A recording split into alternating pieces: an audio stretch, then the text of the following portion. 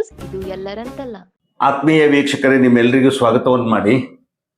ಗದಗ ಬೆಟಗೇರಿ ಅವಳಿ ನಗರದಲ್ಲಿ ಒಂದು ದೊಡ್ಡ ಪ್ರಶ್ನೆ ಏನು ಅಂತ ಕೇಳಿದರೆ, ಜನ ಮತ್ತು ಜಾನುವಾರು ಸಂರಕ್ಷಣೆ ಏನಾಗಿದೆ. ಬೀದಿ ನಾಯಿಗಳು ಜಾಸ್ತಿ ಆಗಿದೆ. ನಾಯಿಗಳಂತೂ ಬಹಳ ತೊಂದರೆಯನ್ನು ಕೊಡ್ತಾ ಇದೆ. ಜೊತೆಗೇನು ಈ ಹೋರಿಗಳು, ಬೀದಿ ದನಗಳು, ಗೋವುಗಳು, ಹಿಂಗೆ ಇವು ಕೂಡ ಸಮಸ್ಯೆ ಮಾಡ್ತಾ ಇದೆ. ಅವು ಕೂಡ ಸಮಸ್ಯೆಯಲ್ಲಿದೆ. ಅದಕ್ಕೊಂದು ಇವತ್ತು ಬೆಸ್ಟ್ ಎಕ್ಸಾಂಪಲ್ ಅಂದರೆ 12ನೇ ವಾರ್ಡು, ಗದಗ ಬೆಟಗೇರಿ 12ನೇ ವಾರ್ಡ್, ಶ್ರೀ ಕೈಲಾಸ ವರಸಿದ್ಧಿ ಗಣಪತಿ ದೇವಸ್ಥಾನದ ಹತ್ತಿರ 2 ಕಡೆ ಗಟ್ಟರ ಇದೆ. ಈ ದೇವಸ್ಥಾನದ ಪಕ್ಕದಲ್ಲಿರೋ ಗಟ್ಟರದಲ್ಲಿ ಇವತ್ತು ಒಂದು ಸುಮಾರು 10 ವರ್ಷದ ಒಂದು ಹೋರಿ ಬಿದ್ದು ಸಿಕ್ಕಾಕೊಂಡ್ಬಿಡ್ತು. 2 ಹೋರಿಗಳು ಭಯಂಕರ ಕಾದಾಟ. ಕೊನೆಗೆ ಅದು ಬಿದ್ದು ಆ ಗಟ್ಟರದಲ್ಲಿ ಸಿಕ್ಕಾಕೊಂಡಾದ್ಮೇಲೆ ಅದರ ಗೋಳು ಅಯ್ಯಪ್ಪ ಅನ್ಸ್ಬಿಡ್ತು. 2 ತಾಸು ಸತತ ಅದರ ಪ್ರಯತ್ನ. ನನಗೂ ಫೋನ್ ಬಂತು. ನಮ್ಮ ಲಕ್ಷ್ಮಣ ಹೋಗಿ ಫೋಟೋಗ್ರಾಫರ್ ಫೋನ್ ಮಾಡಿದ್ರು. ಕೂಡಲೇ ಬದಿಯವ್ರಿಗೆ, ನಗರಸಭೆ ಪರಿಸರ ಇಂಜಿನಿಯರ್ ಬದಿಯವರಿಗೆ ಫೋನ್ ಮಾಡಿದಾಗ ಅವರು ಏನು JCB ಕಳಿಸಿದ್ರು. ಆಮೇಲೆ ಎಲ್ಲರೂ ಕೂಡಿದ್ರು. ಆ ಗಟರ್ ಹೊಡಿಬೇಕಾಯ್ತು. ಅಧ್ಯಕ್ಷರು ಬಂದರು, ಪ್ರಸನ್ನ ಕುಮಾರ್, ಆ ಟ್ರಸ್ಟ್ ಅಧ್ಯಕ್ಷರು. ಅವರು ಕೂಡ ಅದನ್ನು ಕೂಡಲೇ ನಾನು ಬಂದೆ. ಇದಾದ ಮೇಲೆ ಏನು ಅಂತ ಕೇಳಿದ್ರೆ, ಅಲ್ಲಿ ಶ್ರೀ ಮಹೇಶ್ ಕೋಟಿ ಅವರು ಇದ್ರು.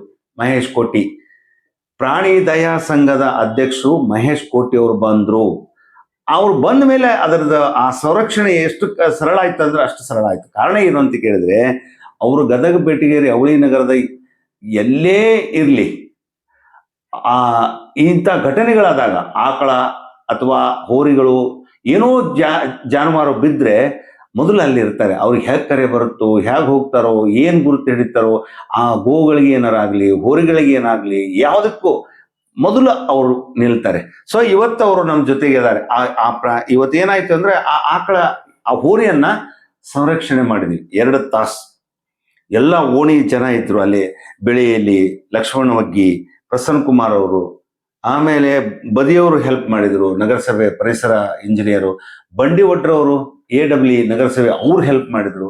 ಮತ್ತೆ ಅಲ್ಲಿ ವಾರ್ಡಿನ ನಗರಸಭೆ ಸಿಬ್ಬಂದಿಗಳು, ಅಂದ್ರೆ ಬೆಳಗ್ಗೆ ಇದ್ರಲ್ಲ ಎಲ್ಲ, ಪಾಪ ಅವರು, ಮತ್ತೆ ಅವರು ಅಲ್ಲಿಯ ಇನ್ಸ್ಪೆಕ್ಟರ್, ಎಲ್ಲರೂ. ಅಂದ್ರೆ ಆ ಮನುಷ್ಯನಿಗೆ ಪ್ರಾಣಿ ಮೇಲೆ ದಯೆ ಇರಬೇಕಲ್ಲ, ಅದರಿಂದ ತೊಂದರೆ ಆಗುತ್ತೆ. ಆದರೂ ಪ್ರಯತ್ನ ಮಾಡಿ ಎಲ್ಲರೂ ಬಂದು, ಎಲ್ಲರೂ ಬಹಳಷ್ಟು ಜನ, ಹೆಸರು ಹೇಳ್ಬೋದು, ಹೇಳಕ್ಕಾಗೋದಿಲ್ಲ ಅಷ್ಟು, ಆ ಗೌಡರಿಂದ ಹಿಡಿದು ಎಲ್ಲರೂ. ಆಮೇಲೆ ಏನಾಯ್ತು, ಇವ್ರು ಬಂದು ಅದನ್ನು ಉಳಿಸಿದ್ರು. ಅದು ಇವತ್ತೊಂದು ಪ್ರಶ್ನೆ ಏನು, ಯಾಕೆ ಅವ್ರಿಗೆ ಕರೆಸಿದ್ವಿ, ಅವ್ರು ನಮ್ಮ ಸ್ಟುಡಿಯೋಕ್ಕೆ ಬಂದಿದ್ದಾರೆ. ಪ್ರಾಣಿ ದಯಾ ಸಂಘದ ಅಧ್ಯಕ್ಷರು ಮಹೇಶ್ ಕೋಟಿ ಅವರು. ಅವರನ್ನು ನಿಮ್ಮ ಪರವಾಗಿ ಸ್ವಾಗತವನ್ನು ಮಾಡ್ತೀವಿ ಸರ್. ಈಗ ದೊಡ್ಡ ಸಮಸ್ಯೆ ಅಂದ್ರೆ, ನಗರಸಭೆಯವರು ಟ್ಯಾಕ್ಸ್ ತಗೋತಾರೆ ಪ್ರಾಣಿಗಳನ್ನು ಸಂರಕ್ಷಣೆ ಮಾಡಲಿಕ್ಕೆ. ಆಮೇಲೆ ನಾಯಿಗಳನ್ನು ಸಂರಕ್ಷಣೆ ಮಾಡಕ್ಕೆ ಕೊಟ್ಟು ಅವರು ಟ್ಯಾಕ್ಸ್ ಅನ್ನು ತುಂಬ್ತಾರೆ ಜನ. ಈಗ ಏನಾಗ್ತಾ ಇದೆ ಸರ್, ನೀವು ಸಂರಕ್ಷಣೆ ಮಾಡಬೇಕು ಅಂತೀರಿ, ಕರೆಕ್ಟ್, ನಾವು ಸುರಕ್ಷಿತವಾಗಿರಬೇಕು ಅಂತೀವಿ. ಜನ ನಮಗೆ ಸುರಕ್ಷತೆ ಬೇಕು, ನಿಮಗೆ ಪ್ರಾಣಿಗಳು ಸಂರಕ್ಷಣೆ ಆಗಬೇಕು. ಇದಕ್ಕೆ ನಿಮಗೆ ಅದಕ್ಕಿಂತ ಮೊದಲು ನಿಮ್ಗೆ ಕೇಳೋದು ಏನಂದ್ರೆ, ಎಲ್ಲೋ ಅಪಘಾತ ಅಥವಾ ಏನೋ ಆಗಲಿ ಈ ಪ್ರಾಣಿಗಳಿಗೆ, ಗೋವುಗಳಿಗೆ ಅದರಲ್ಲಿ ವಿಶೇಷ, ನೀವು ಅಲ್ಲಿ ಇರ್ತೀರಿ, ಹೇಗೆ ಏನು? ನಮ್ಮ ಗದಗ ಬೆಟಗೇರಿ ಒಳಗೆ 35 ವಾರ್ಡ್ನೊಳಗು ಗೋಪ್ರೇಮಿಗಳು 35 ವಾರ್ಡ್ಗಳು ಸಕ್ರಿಯವಾಗಿ ಕೆಲಸ ಮಾಡ್ತಿರ್ತಾರೆ. ಅವರು ತಮ್ಮ ವಾರ್ಡ್ನೊಳಗೆ ಯಾವ್ದಾದ್ರು ಗೋವುಗಳು ಇಂಜೋರ್ಡ್ ಆದ್ರೆ, ಏನಾದ್ರು ಗೋವುಗಳಿಗೆ ತೊಂದರೆ ಆದ್ರೆ ಅವರು ತಕ್ಷಣ ನಮಗೆ ಫೋನ್ ಮುಖಾಂತರ ತಿಳಿಸ್ತಾರ. ಅವ್ರು ತಿಳಿಸಿದ ತಕ್ಷಣ ನಾವು ಯಾವುದೇ ಕೆಲಸದ ಒತ್ತಡದೊಳಗೆ ಇದ್ರೂ ಸಹಿತ ಗೋ ಬದುಕಿಸೋದು ಮುಖ್ಯ, ಗೋ ಸಂರಕ್ಷಣೆ ಮಾಡೋದು ಮುಖ್ಯ ಅನ್ನೋ ಒಂದು ಏಕೈಕ ಉದ್ದೇಶದಿಂದ ನಾವು ಸುಮಾರು ಒಂದು 10-15 ನಿಮಿಷದೊಳಗೆ ಆ ಸ್ಥಳಕ್ಕೆ ನಾವು ಹೋಗಿ ಅದಕ್ಕೆ ಯಾವ ರೀತಿಯಾಗಿ ತೊಂದರೆ ಆಗೈತಿ, ಅದನ್ನ ಬದುಕಿಸ್ಬೇಕಂದ್ರೆ ಏನ್ ಮಾಡ್ಬೇಕು ಅನ್ನೋದು ಸ್ಪಾಟಿಗೆ ಬಂದು ಅದನ್ನ ನೋಡ್ಕೊಂಡು ಅದನ್ನ ಬದುಕಿಸ್ಬೇಕಂದ್ರೆ ಕೆಲವು ಟೈಮ್ದಾಗ ನಾವು ಫೈರ್ ಫೈಟರ್ ಡಿಪಾರ್ಟ್ಮೆಂಟ್ ದವ್ರ ಅವಶ್ಯಕತೆ ಇರ್ತಾವ.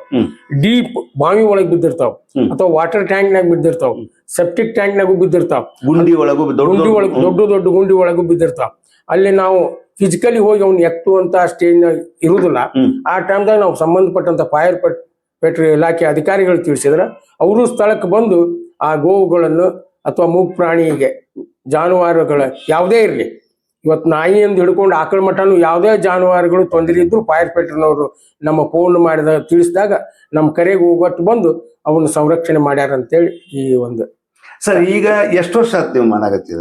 ನಾವೀಗ ಸುಮಾರು 20 ವರ್ಷದಿಂದ ನಾವು ಈ ಗೋ ಸಂರಕ್ಷಣೆ ಮಹತ್ವ ಕೊಡ್ಕೊಂತ ಬಂದಿವಿ. Okay. ಫಸ್ಟ್ ಪ್ರಿಫರೆನ್ಸ್ ಗೋ ಸಂರಕ್ಷಣೆನೇ ನಮ್ದು ಮುಖ್ಯ ಉದ್ದೇಶ. ಆಮೇಲೆ ನಮ್ಮ ಉದ್ಯೋಗ, ನಮ್ಮ ಮನಿ. Okay okay. ಕಾರಣ ಕಾರಣ ಅಂದ್ರ ನಿಮ್ಗೆ ಒಂದು ಉದಾಹರಣೆ ಹೇಳ್ಬಿಡ್ತೀನಿ. ಸುಮಾರು 15 ವರ್ಷದಿಂದ 10 ವರ್ಷದಿಂದ ನನ್ನ ಮಗ್ಗ 102 ಟೆಂಪ್ರೇಚರ್ ಇತ್ತು. ಒಂದು ಉದಾಹರಣೆ ಇದು.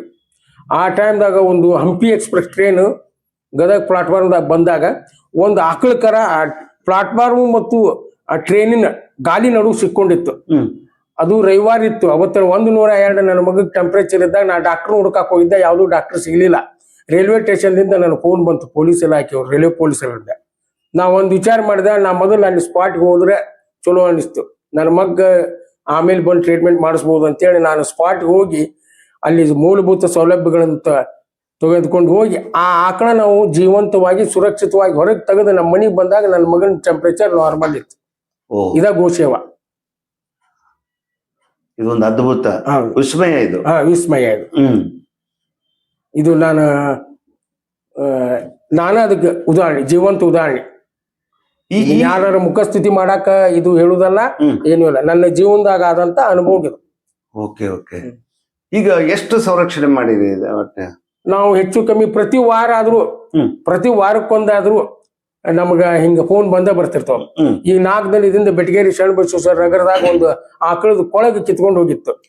ಅದನ್ನ ನನಗ ಒಬ್ರು ಫೋನ್ ಮಾಡಿ ಹೇಳಿದ್ರು, ಸಿದ್ದು ಅಂತೇಳಿ, ರಾಘವೇಂದ್ರ ಹೇಳವತ್ತಿ ಹಳೆಯ ಅವ ಸಿದ್ದು. ಅವ್ರು ಫೋನ್ ಮಾಡಿ ಹೇಳಿಂದ ನಾವು ಸ್ಪಾಟ್ಗೆ ಹೋಗಿ ಅದನ್ನ ಕಟ್ಟಿ ಹಾಕಿ ಅಲ್ಲೇ ಸ್ಪಾಟ್ನಾಗ ಟ್ರೀಟ್ಮೆಂಟ್ ಮಾಡಿ ನಮ್ ಗೋಶಾಲೆಗೆ ತಗೊಂಡ್ಬಂದು ಅದನ್ನ ಜೋಪಾನ ಮಾಡಕತ್ತಿ.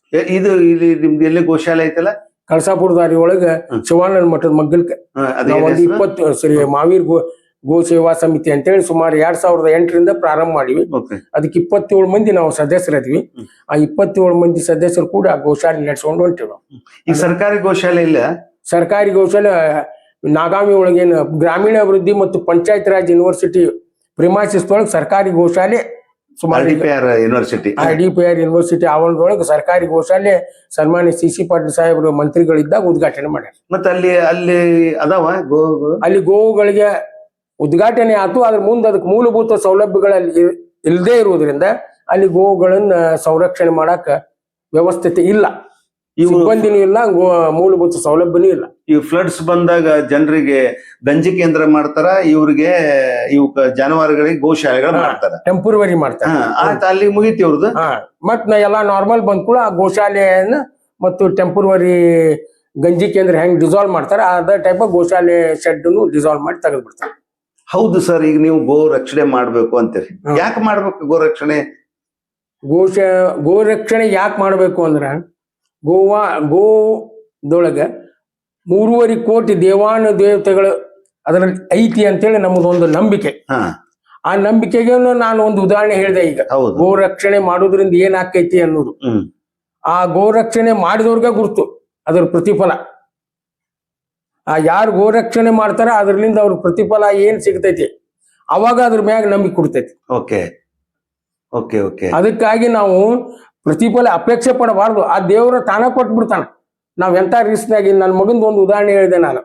ಹಂಗ ಯಾವ್ದೋ ರೀತಿಯಿಂದ ನಮ್ಗೆ ಗೋರೆ ಸೇವಾ ಮಾಡೋದ್ರಿಂದ ಅದು ನಮ್ಮನ್ನ ರಕ್ಷಣೆ ಮಾಡ್ತೈತಿ. ಆಮೇಲೆ ನಾವು ಗೋವುಗಳು ನಮ್ಮ ದೇವ್ರು, ಮೂಕ ಪ್ರಾಣಿ. ಅದು ನಮಗ್ ಮನುಷ್ಯಾಗ ಹೆಂಗ ಭಾವನೆಗಳಿರ್ತಾವ ಅದೇ ರೀತಿ ಗೋವುಗಳಿಗೂ ಎಲ್ಲಾ ರೀತಿಯ ಭಾವನೆ ಇರ್ತೈತಿ. ಅದಕ್ಕೆ ಬಾಯಿ ಒಂದೇ ಇರುದಿಲ್ಲ ಅಂತೇಳಿ ಮನುಷ್ಯರು ಅದ್ರ ಮ್ಯಾಗ ದೌರ್ಜನ್ಯ ಮಾಡ್ತಾರೆ. ಅಲ್ಲ ಸರ್, ಈಗ ನೋಡ್ರಿ, ಈಗ ಈ ದನಗಳಿಂದ, ಬೀದಿ ನಾಯಿಗಳಿಂದ, ನಾಯಿದ್ ಬಿಡೋನು, ಬೀದಿ ದನಗಳಿಗೆ ಎಷ್ಟು ತೊಂದರೆ ಆಗತ್ತೆ ಜನರಿಗೆ. ಮೊನ್ನೆ ಮಾರ್ಕೆಟ್ನಾಗ ಒಬ್ಬನಿಗೆ ಕಾಯಿಪಲ್ಲೆ ತೊಗೊಳಕ್ ಗೊತ್ತು, ಒಬ್ಬ ಅಜ್ಜ ತೀರ್ಕೊಂಡ. ಇದರಿಂದ ಆಮೇಲೆ ಗುದ್ದಾಡ್ತಾವ ಹೋರಿಗಳು, ರೋಡು ಬ್ಲಾಕ್ ಆಗ್ತಾವ, ಟ್ರಾಫಿಕ್ ವ್ಯವಸ್ಥೆ. ಮೊದಲ ಗದಗಿನಾಗ ಟ್ರಾಫಿಕ್ ವ್ಯವಸ್ಥೆನೇ ಇಲ್ಲ, ಹಳ್ಳ ಹಿಡಿದು ಬಿಟ್ಟೈತಿ, ಇಲ್ಲಿ ಏನಿಲ್ಲ. ಸುಮ್ಮನೆ ಇಂಥ ಪರಿಸ್ಥಿತಿ ಒಳಗಡೆ ಇದ್ರ ಮೇಲೆ ಅಲ್ಲೇ ಸರ್ಕಲ್ನಿಗ ಅಲ್ಲಿ ಇಲ್ಲಿ ಕುತ್ಕೊಂಡು ಯಾವಾಗ ಹೇಳ್ತಾವೋ, ಯಾವಾಗ ಓಡ್ತಾವೋ, ಏನಾಗುತ್ತೋ, ಮತ್ ಜನರದ್ದು ಹೆಂಗ? ಇದಕ್ಕೆ ನಾವು ನಗರಸಭೆಯವರು 1-2-3 ಸಲ ಮತ್ತು ಜಿಲ್ಲಾ ಆಡಳಿತದವ್ರು ಮೀಟಿಂಗ್ ಕರೆದಿದ್ರು ಸಲುವಾಗಿ.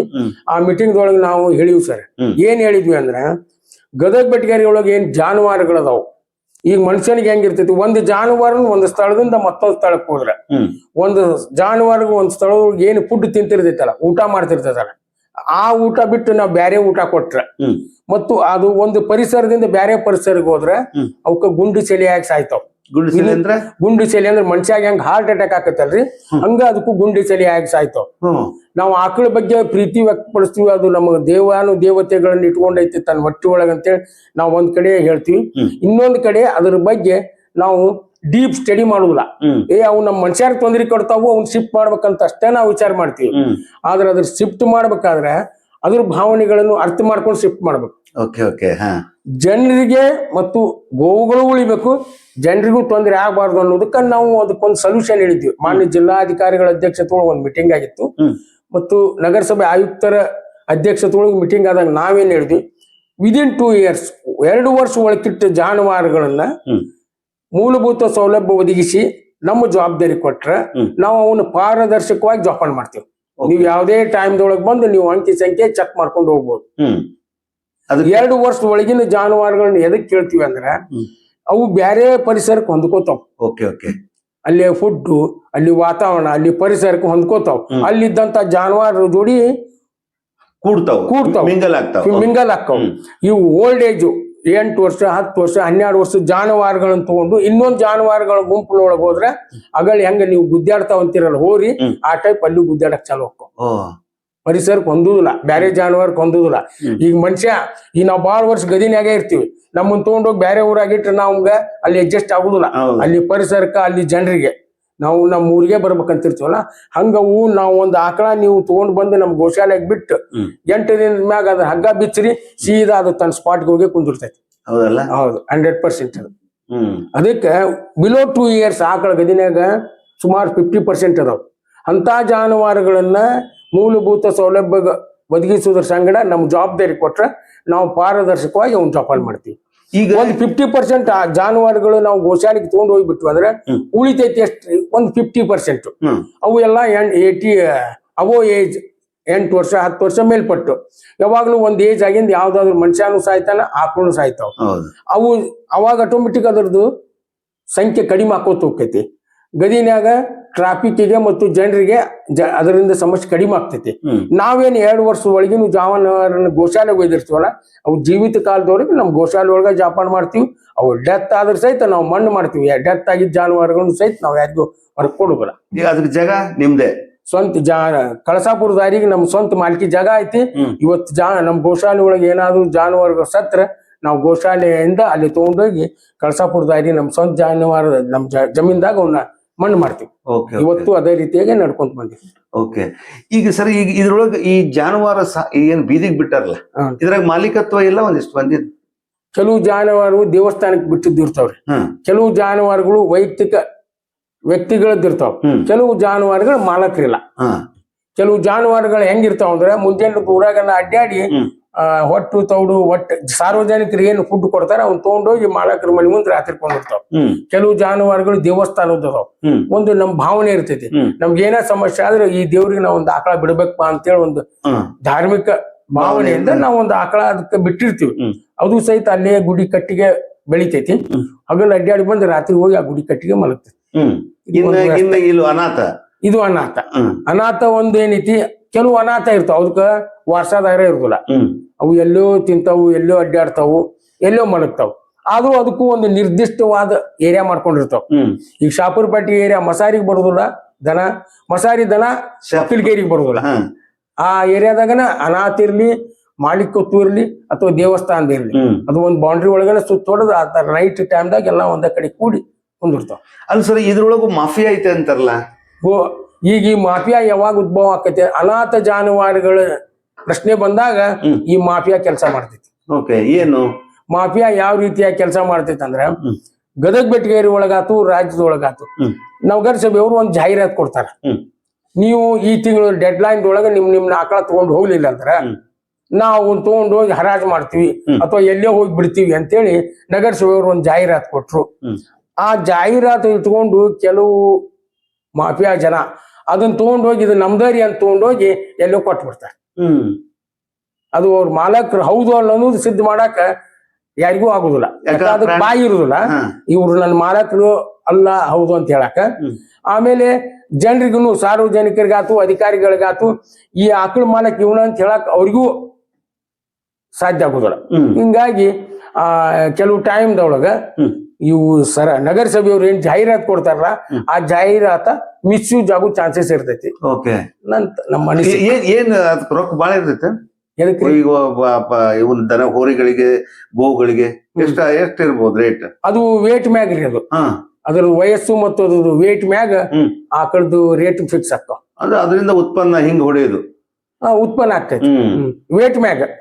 ಯಾವಾಗ್ಲೂ ಆಕಳದು ಕಿಮ್ಮತ್ ಕಟ್ಟು ವೇಟ್ ಮ್ಯಾಗ ಕಿಮ್ಮತ್ ಕಟ್ತಾರ.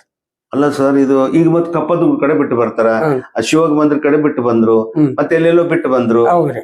ಹೆಂಗ ಈಗ ಶಿವಗ್ ಮಂದಿರದೊಳಗ ಗೋಶಾಲೆ ಐತಿ, ವ್ಯವಸ್ಥಿತವಾದ ಗೋಶಾಲೆ ಐತಿ. ಗದಗಿನ ಜಾನುವಾರುಗಳನ್ನ ಶಿವಗ್ ಮಂದಿರಕ್ಕೆ ಹೋಗಿ ಏನ್ ಬಿಟ್ಟು ಬಂದಿದ್ರ ಗೋಶಾಲೆ ಅಲ್ಲಿ ಗೋಶಾಲೆ ಒಳಗ್ ಬಿಟ್ಟು ಬಂದಿದ್ರೆ 100% ಸೇಫ್ ಹೋಗ್. ಕೆಲವು ಗೋವುಗಳನ್ನ ಇದ್ರಾಗ ಒಯ್ದ್ ಬಿಟ್ಟಾರ. ಎಲ್ರಿ ಕೂಡಲ್ ಸಂಘ ಅಂತೇಳಿ ಒಂದು ದೇವಸ್ಥಾನ ಐತಿ, ಅಲ್ಲೂ ಗೋಶಾಲೆ ಐತಿ. ಆ ಗೋಶಾಲೆಗೆ ಒಯ್ದು ಬಿಟ್ಟಿದ್ದು ಅವು ಸೇಫ್ ಇರ್ತಾವ. ಆದ್ರೆ ಕಪ್ಪತ್ ಗುಡ್ಡ ಅಂತ ಏರಿಯಾದಾಗ ಬಯಲು ಪ್ರದೇಶ ಮತ್ತು ಗುಡ್ಡಗಾಡು ಪ್ರದೇಶದಾಗ ಏನ ಇಲ್ಲಿ ಜಾನುವಾರುಗಳು ಹೋಗ್ಬಿಟ್ರೆ ಅವು ಸೇಫ್ ಇರೋದಿಲ್ಲ. ಅಲ್ಲಿ ಮಾಫಿ ಆಗೋದ. Okay okay. ಮತ್ತಿದು ಜನರು ಈಗ ನೀವು ಪ್ರಾಣಿ ದಯಾ ಸಂಘದವರು ಬಹಳ ಇಂಪಾರ್ಟೆಂಟ್ ಇವತ್ತು ಚರ್ಚೆ. ನನ್ಗೇನು ಜನರು ಸುರಕ್ಷಿತ ಆಗ್ಬೇಕು, ಪ್ರಾಣಿಗಳು ಸಂರಕ್ಷಣೆ ಆಗ್ಬೇಕು. ಅಂದ್ರೆ ನೀವು ಹೇಳೋ ಐಡಿಯಾ ದಿ ಬೆಸ್ಟ್. ಅಂದ್ರೆ ನಿಮ್ಗೆ 2 ವರ್ಷದ ಒಳಗಿನ ಜಾನುವಾರು 50% ಟ್ರಾಫಿಕ್ ಕ್ಲಿಯರ್ ಆಗಿಬಿಡ್ತೈತಿ ನನ್ನ ದೃಷ್ಟಿ ಒಳಗೆ. ಇನ್ನೊಂದು ನಿಮ್ಗೊಂದು ಪ್ರಶ್ನೆ ಕೇಳಬೇಕು. ಈ ಕೆಲವೊಂದಿಷ್ಟು ಮನೆಯವರು ಮುಸುರಿ ಕೊಟ್ಟು ಹೊಡೆದಾಡಕ್ ಹಚ್ತಾರ ಅವ್ನ. ಈ ಮನಿ ಮುಂದೆ ಮುಸುರಿ ಇಟ್ಬಿಡೋದು ಪುಟ್ಟಿ ಒಳಗಡೆ. ಮನಿಗೆ ಮುಂದೆ ಕೆಲವು ಜಾನುವಾರುಗಳು ಏನಿರ್ತಾವ, ಆಕಳುಗಳು, ಗೋವುಗಳು ಪರ್ಟಿಕ್ಯುಲರ್ಲಿ ಪ್ರತಿದಿನ ತಮ್ಮ ಓಣಿ ಒಳಗ ಪ್ರತಿಯೊಬ್ಬರ ಮನಿ ಮುಂದೂ ಹೋಗಿ ನಿಲ್ಲೋದು ಒಂದು ರೂಢಿ ಹಾಕೊಂಡ್ಬಿಟ್ಟಿರ್ತಾವ. ನೀವು ನಮ್ಮ ಮನಿ ಮುಂದೆ ಒಂದು ಆಕಳು ಬಂತಂದ್ರೆ ಅದಕ್ಕೆ ನಾವು ಒಂದಿನ ರೊಟ್ಟಿ ಕೊಳ್ಳಿ ಅಥವಾ ಮುಸುರಿ ಕೊಳ್ಳಿ, ಪ್ರತಿದಿನ ಮುಸುರಿ ಕೊಳ್ಳಾರ್ದ ಅದು ಮುಂದೆ ಹೋಗುದೇನು. ಸರಿ. ನಾವು ಕೊಡ್ಬೇಕಾದ್ರೆ ಅವಕ್ಕ ಸೂಕ್ತ ಸ್ಥಳದೊಳಗೆ ನಾವು ಕೊಡ್ಬೇಕು, ಒಂದ್ ಸೇಫ್ ಜಾಗದಾಗ. ಮುಸುರಿ ಕೊಟ್ಟು ಕೂಡ 4-5 ಜನ ಒಮ್ಮೆ ಅಟ್ ಅ ಟೈಮ್ ಕೂಡಿ ಅವು ಒಂದಕ್ಕೊಂದು ಜಗಳಾಡುದ್ರ ಚಾಲು ಮಾಡಿದ್ವು ಅಂದ್ರೆ ಸಾರ್ವಜನಿಕರಿಗೆ ತೊಂದರೆ ಆಗ್ತದೆ. ನಾವು ಗೋವುಗಳಿಗೆ ಫುಡ್ ಕೊಡಬೇಡ ಅಂತ ಹೇಳೋದಿಲ್ಲ, ಗೋವುಗಳಿಗೆ ಫುಡ್ ಕೊಡ್ಬೇಕಾಯ್ತು. ಮುಸುರಿ ಕೊಡೋದು ಸರಿನಾ? ಮುಸುರಿ ನೀರ್ ಕುಡಿತಾವ್ರು. ಮುಸುರಿ ಅಂದ್ರೆ ವೆಜಿಟೇರಿಯನ್ ಮುಸುರಿ ಕೊಡ್ಬೇಕು. ನಾನ್ ವೆಜ್ ಕೊಡೋದು, ಅನ್ನ ಕೊಡಬಾರ್ದಂತ. ಅನ್ನ ಕೊಡಬಾರ್ದು. ನಾವು ಅನ್ನ ಹಾಕಿದ್ವಿ ಅಂದ್ರೆ ಅದ್ರದ್ದು ಹೊಟ್ಟು ಉಬ್ತೈತಿ. ಹೊಟ್ಟು ಉಬ್ಬಿ ಅದು ಸಾಯು ಪರಿಸ್ಥಿತಿಗೂ ಬರ್ತೈತಿ. ಗ್ಯಾಸ್ಟ್ರಿಕ್ ಪ್ರಾಬ್ಲಮ್ ಯಾವ ರೀತಿ. ಈಗ ನಾವೇನಂತೀವಿ, ದೇವ್ರು ಅಂತೇಳಿ ಮೊದಲು ಎಲ್ಲಾನು ನಾವು ಅದಕ್ಕ ಅರ್ಪಣೆ ಮಾಡ್ತೀವಿ, ನೈವೇದ್ಯ ಮಾಡ್ತೀವಿ. ಮತ್ತೆ ಇನ್ನೊಂದು ಮುಖ್ಯವಾಗಿ ನಾವು ಹಿಂದೂಗಳಲ್ಲಿ ಎಂತ ಒಂದು ಇದು ಅಂದ್ರೆ ಭಾವನೆ, ನಮ್ಮ ಹೊಸ ಮನಿ ಗೃಹ ಪ್ರವೇಶಕ್ಕೆ ಮೊದಲು ಗೋ ಪ್ರವೇಶ ಆದ್ಮೇಲೆ ಆ ಮನಿ ಮಾಲಕ ಹೋಗ್ತಾನೆ. ಹೌದಲ್ಲ? ಹೌದು, ಕರೆಕ್ಟ್. ಮಕ್ಕಳ ಸಮೇತ ಮನಿ ಪ್ರವೇಶ, ಗೋ ಪ್ರವೇಶ ಆಗ್ಬೇಕು. ಆ ಮನಿ ಒಳಗ ಗೋಮೂತ್ರ ಹಾಕ್ಬೇಕು. ಅದು ಅಂದಾಗನ ಅದಕ್ಕೆ ಆ ಮನಿಗೆ ಒಂದು ಮಹತ್ವ ಬರ್ತೈತಿ. ಮತ್ತೆ ಆಮೇಲೆ ಆ ಮನಿ ಮಾಲಕ ಅಲ್ಲಿ ಗೃಹ ಪ್ರವೇಶ ಮಾಡ್ಕೊಂಡು ಅಲ್ಲಿ ವಸತಿ ಪ್ರಾರಂಭ ಮಾಡ್ತಾರೆ. ಇಷ್ಟು ಪವಿತ್ರತೆಯ ಒಂದು ಇದ್ರೊಳಗೆ ನಾವು ಪೂಜ್ಯಂತೆ ಗೋವಿಂದನ್ ನಾವು ಪೂಜೆ ಮಾಡುವಾಗ ಇವರು ತಾವು ತಿಂದು ಬಿಟ್ಟು ಏನೇನು ಆ ಮುಸುರಿ ಕೊಡೋದು ಎಷ್ಟು ಯೋಗ್ಯ? ಮುಸುರಿ ಕೊಡೋದು ಸೂಕ್ತ ಅಲ್ರಿ. ಮತ್ತೆ ಮುಸುರಿ ನಮ್ಮ ಮನಿ ಒಳಗಾತು ಸಾರ್ವಜನಿಕರು ಎಲ್ಲಾರು ಏನ್ ಕೊಡ್ಬೇಕಂದ್ರ ಚಪಾತಿ, ರೊಟ್ಟಿ, ಬಾಳೆಹಣ್ಣು, ಬ್ರೆಡ್, ಒಟ್ ಡ್ರೈ ಫುಡ್, ಒಣ ಪದಾರ್ಥಗಳನ್ನ ಅದಕ್ಕೆ ಕೊಡೋದು ಸೂಕ್ತ. ನಾವು ತಿಂದ್ಬಿಟ್ಟದ್ದು ಕೊಟ್ರೆ ನಮ್ಮ ಒಂದ್ ಕಡೆ ನಾವು ಅದನ್ನ ಗೋಮಾತೆ ಅಂತ ಹೇಳ್ತೀವಿ, ಇನ್ನೊಂದ್ ಕಡೆ ಎಂಜಲಾ ಕೊಟ್ಟು ಅದನ್ನ ಅಪವಿತ್ರ ಮಾಡ್ದಂಗ ಆಗತ್ತೆ. ಅಲ್ಲಿ ಇವ್ರು ಪಾಪಕ್ಕೆ ಈಡಾಗ್ತಾರ, ಕೊಟ್ಟವ್ರ ಆಗ್ತಾರ. ಸೊ ಹಂಗ ಇವತ್ತು ಏನು ನಮ್ಮ ಅವಳಿ ನಗರದೊಳಗೆ ಸಿಕ್ಕಾಪಟ್ಟಿ ಇದು ಒಂದು ದೊಡ್ಡ ಚರ್ಚೆ. ಮತ್ತೆ ಇದನ್ನ ನೀವು ಹೇಳಿದಂಗ ನಗರಸಭೆಯವ್ರಿಗೆ ಹೇಳಿ ಒತ್ತಡ ಹಾಕಿದ ಕೂಡ ಅವ್ರು ಒಂದು ಸ್ಟೇಟ್ಮೆಂಟ್ ಕೊಡ್ತಾರೆ ಅಥವಾ ಒಂದು ಸುದ್ದಿ ಕೊಡ್ತಾರೆ, ನ್ಯೂಸ್. ಈ ಡೇಟ್ ನೊಳಗೆ ನೀವೆಲ್ಲ ತಗೊಂಡ್ ಹೋಗ್ಲಿಲ್ಲ ಅಂದ್ರೆ ನಾವು ಇವ್ರು ನೀವು ಹೇಳ್ದಂಗೆ ಅದನ್ನ ತಗೊಂಡ. ಹೌದು, ಅದು ಯಾವಾಗ್ಲೊಂದನು ನಡ್ಕೊಂತಾನೆ ಬಂದೈತಿ. ಓಕೆ. ಈ ಬಹಳ ಚರ್ಚೆ ಮಾಡ್ಬೇಕು ಈ ವಿಷಯ. ಇವತ್ತು ನಿಮ್ಗೆ ಖುಷಿ ಆತಲ್ಲ ಅಲ್ಲೇ ಬಂದ್ರಿ. ಗಣಪತಿ ಗುಡಿ ಅಂತೇಳಿ ಒಂದು ಆ ಹೋರಿ ಘಟನೆಯಾಗಿ ಸಿಕ್ಕೊಂಡಿತ್ತು. ಆ ಘಟನೆಯಾಗಿ ಸಿಕ್ಕೊಂಡಂತ ಹೋರಿನ ತಮ್ಮ ಸಹಕಾರದೊಂದಿಗೆ ಅಂದ್ರೆ ಅನಂತ್ ಕಾರ್ಕಳ್ ಸರ್, ಆಮೇಲೆ ನಮ್ಮ ನಗರಸಭೆ ಬದಿ ಸಾಹೇಬ್ರು, ಬಂಡಿವಡ್ರ ಸಾಹೇಬ್ರು, ವಿಶೇಷವಾಗಿ ಆ 12ನೇ ವಾರ್ಡಿನ ಒಳಗಿದ್ದಂತ ಎಲ್ಲಾ ನಾಗರಿಕರು ಅವರು ಮತ್ತು ಪೌರ ಕಾರ್ಮಿಕರು ಅಲ್ಲಿದ್ರು ಅವರು, ಮತ್ ಕೆಲವು ಬೇರೆ ಬೇರೆ ವಾರ್ಡ್ನಿಂದನೂ ನಮ್ಮ ಗೋಪ್ರೇಮಿಗಳು ಆ ಸ್ಥಳಕ್ಕೆ ಬಂದು ಅದನ್ನ ಬದುಕಿಸಿದ್ ನೋಡಿ ನಮಗೆ ಬಹಳ ಸಂತೋಷ ಆಯ್ತು. ನಮ್ಮ ಅಧ್ಯಕ್ಷರಿಗೂ ಥ್ಯಾಂಕ್ಸ್ ಹೇಳ್ಬೇಕು. ಅದೇ ರೀತಿ ನಮ್ಮ ಪ್ರಸನ್ನ ಕುಮಾರ್ ಅವರು ನಮ್ಗೊಂದು ಸಹಕಾರ ಏನ್ ಕೊಟ್ರು ಅಂದ್ರೆ, ನಮ್ಮ ಗಣಪತಿ ಗುಡಿ ದೇವಸ್ಥಾನಕ್ಕೆ ಹೊಂದಿಕೊಂಡಂತ ಆ ಗಟ್ರು, ಕೆಲವು ಮಂದಿ ತಮ್ಮ ಮನಿ ಮುಂದಿನ ಗಟ್ರು ಮುಟ್ಟಿಸ್ಕೊಡುದಿಲ್ಲ, ಆದ್ರೂ ಅವ್ರು ಏನ್ ಮಾಡಿದ್ರು, JCB ಹಚ್ಚಿ ಆ ಗಟ್ರು ಹೊಡೆದು ನಾವು ಆಕಳ ಹೊರಗೆ ತೆಗಿತೀವಿ ಅಂದ್ರೆ ಅವ್ರು ಯಾವುದೇ ತಂಟೆ ತಕರಾರು ಮಾಡದ ಮೊದಲು ಮಾಡ್ರಿ ಅಂತೇಳಿ ಅವ್ರ ಪರವಾನಗಿ ಕೊಟ್ಟಿದ್ದಕ್ಕೆ ಅವ್ರಿಗೆ ವಿಶೇಷವಾದ ಧನ್ಯವಾದ. ಕೊನೆಯದಾಗಿ ಗೋ ಸಂರಕ್ಷಣೆ ಬಗ್ಗೆ ಏನ್ ಹೇಳ್ತೀರಿ ನೀವು? ಗೋಮಾತೆ ಉಳಿಬೇಕು. ನಮಗ್ ಗೋಮಾತೆ ಏನಿತ್ತು 1947ನೇ ಇಸ್ವಿ ಒಳಗ ಒಂದು 100 ಜನಸಂಖ್ಯೆಗೆ 450 ಗೋವುಗಳು ಇತ್ತು. 1947ನೇ ಇಸ್ವಿ ಒಳಗ ಅಂದ್ರೆ ಬ್ರಿಟಿಷರ ಆಡಳಿತದೊಳಗ, ಬ್ರಿಟಿಷರು ಹೋಗಿಂದ ನಮ್ಮ ಆಡಳಿತ ಬಂತು. ನಮ್ಮ ಆಡಳಿತ ಬಂದಕ್ಕ ಈಗ ಒಂದು 100 ಜನಸಂಖ್ಯೆಗೆ 4 ಆಕಳು ಉಳ್ದಾವ್. ಅಂದ್ರೆ ನನ್ನ ದೃಷ್ಟಿಯೊಳಗೆ ಬ್ರಿಟಿಷರ್ಗಿಂತ ನಾವು ಕ್ರೂರಿಗಳು. ಕರೆಕ್ಟ್. ಬ್ರಿಟಿಷರ ಆಡಳಿತದಾಗ ಒಂದು 100 ಜನಸಂಖ್ಯೆಗೆ 450 ಆಕಳ, ಇವತ್ತು ಒಂದು 100 ಜನಸಂಖ್ಯೆ ಕೇವಲ 4 ಆಕಳು ಉಳ್ದಾವ್. ಇದೇ ಪರಿಸ್ಥಿತಿ ಮುಂದೂದ್ರೆ ನಾವು ಆಕಳುಗಳನ್ನು ಭಾವಚಿತ್ರದೊಳಗೆ ನಮ್ಮ ಮುಂದಿನ ಜನ ನೋಡುವಂತ ಪರಿಸ್ಥಿತಿ ಬರ್ತೈತಿ. ಅದಕ್ಕೆ ನಾನು ಎಲ್ಲರಿಗೂ ವಿನಂತಿ ಮಾಡ್ಕೊಳ್ಳೋದು ಏನಂದ್ರೆ, ಗೋವುಗಳನ್ನು ಉಳಿಸ್ರಿ. ಗೋವು ಉಳಿದ್ರೆ ನಮ್ಗೆ ಮಳಿ ಬೆಳಿ, ದೇವರ ಮನುಷ್ಯನ ಸಲುವಾಗಿ ಮಳಿ ಬೆಳಿ ಕೊಡೋದಿಲ್ಲ. ಮೂಗು ಪ್ರಾಣಿ ಬದುಕಬೇಕಂತೇಳಿ ಮಳಿ ಬೆಳಿ ಕೊಡ್ತಾನ. ಅದಕ್ಕೆ ತಾವೆಲ್ಲರೂ ಇದಕ್ಕೆ ಸಹಕಾರ ಮಾಡ್ರಿ. ಅದೇ ರೀತಿ ತಮ್ಗೆ ಇನ್ನೂ ಒಂದು ರಿಕ್ವೆಸ್ಟ್ ಮಾಡ್ಕೊಳ್ತೀನಿ ನಾನು, ಈ ಒಂದು ಟಿವಿ ಮುಖಾಂತರ, ನಿಮ್ಮ ಮನೆಯೊಳಗೆ ಯಾವ್ದೋ ಪದಾರ್ಥ ಉಳಿಲಿ, ಕಸ ಇರ್ಲಿ, ಫುಡ್ ಇರ್ಲಿ, ಕ್ಯಾರಿ ಬ್ಯಾಗ್ನಾಗ ಹಾಕಿ ಅದನ್ನ ಬಾಯಿ ಕಟ್ಟಿ ರಬ್ಬರ್ ಬ್ಯಾಂಡ್ ಹಾಕಿ ಹೋಗಿಬೇಡ್ರಿ.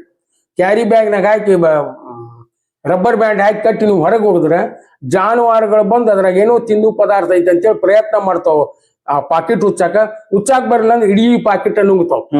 ಒಂದ್ ಆಕಳಾತು, ಒಂದು ಮೂಕ್ ಪ್ರಾಣಿ ಯಾವ್ದಾದ್ರು ಆ ಇಡೀ ಪಾಕೆಟ್ ನಿಂತ ವಿದಿನ್ 3 months ಒಳಗೆ ಅದು ಡೆತ್ ಆಗ್ತೈತಿ. ಅದಕ್ಕೆ ಒಂದು ಸಾವಿಗೆ ನಾವು ಒಂದು ಆಕಳ ಸಾವಿಗೆ ಕಾರಣ ಆಗ್ತೀವಿ. ನಿಮ್ಮ ಮನಿ ಒಳಗೆ ಉಳಿದಂತ ಯಾವ್ದೋ ಕಸ ಕಡ್ಡಿ ಏನೇ ಇದ್ರು ಡಸ್ಟ್ಬಿನ್ದಾಗ ಹಾಕ್ರಿ, ರಸ್ತೆದಾಗ ಒಗಿಬೇಡ್ರಿ ಅಂತೇಳಿ ನಾನು ಈ ಒಂದು ಟಿವಿ ಮುಖಾಂತರ ತಮ್ಮಲ್ಲಿ ವಿನಂತಿ ಮಾಡ್ಕೊತೀನಿ. ಎಸ್, ನಮ್ಮ ಪ್ರಾಣಿ ದಯಾ ಸಂಘದ ಅಧ್ಯಕ್ಷರು ಮಹೇಶ್ ಕೋಟೆ ಅವರು ಅವ್ರು ಕಣ್ಣೀರ್ ಹಾಕ್ತಾರ. ಯಾವ್ದಾರು ಗೋವುಗಳಿಗೆ ಏನಾರ ಆದ್ರೆ ನನ್ನ ಎದುರಿಗೆ ಈಗ ನಾನು ಮಾತಾಡ್ತಾ ಇರೋದು ಅವ್ರು ಕಣ್ಣೀರ್ ಹಾಕಿದ್ರು.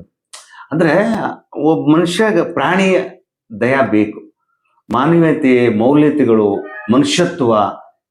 ಈಗ ನಿಮ್ಮನ್ನು ತಗೊಂಡೋಗಿ ಕಡಿದ್ರೆ ಏನಾಗುತ್ತೆ? ವ್ಯಕ್ತಿ ಏನಾಗ್ಬೋದು ಹೇಳ್ರಿ? ಹೊಡೆದ್ರ, ಕಡದ್ರ, ಬಡದ್ರ, ದೂಡಿದ್ರ ಅನಾಹುತ. ಅದಕ್ಕಂತರೂ ಬಾಯಿ ಇಲ್ಲ, ಗೊತ್ತಿಲ್ಲ, ಭಾವನೆಗಳಿದಾವು. ಅದು ಏನ್ ಮಾಡೋದು? ನಮ್ಮಂಗ ಅವು ಗುದ್ದಾಡ್ತಾವ.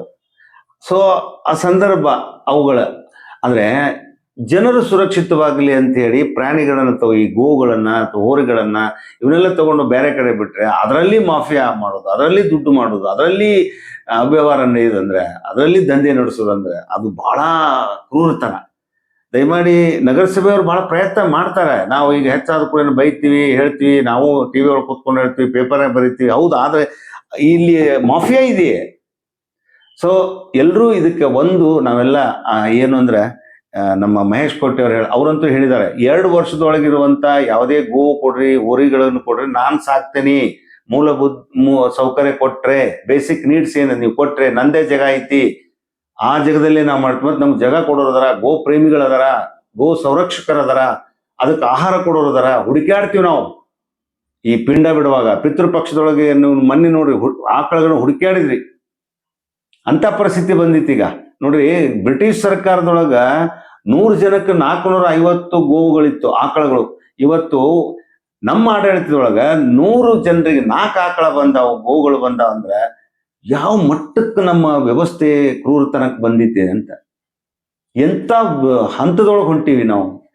ಆದ್ರೆ ಏನೇ ಇರಲಿ, ಅವ್ರು ಹೇಳಿದ್ದಾರೆ, ಅವ್ರನ್ನ ನೀವು ಯಾವುದೇ ಪ್ರಸಂಗದಾಗ ಅವ್ರ ನಂಬರ್ ಕೊಡ್ತೀನಿ, ನಾನು ಮೊಬೈಲ್ ಕೊಡ್ಬೋದಲ್ಲ?